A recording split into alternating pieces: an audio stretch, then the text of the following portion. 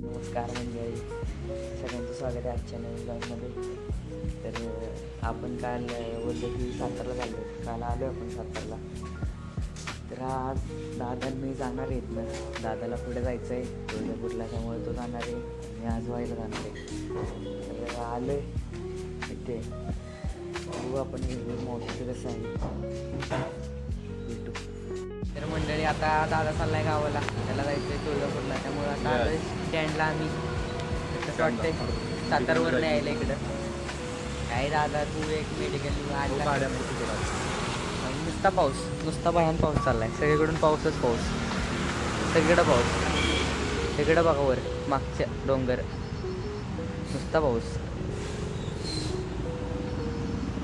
दादा चाललाय, बघू आता येऊ.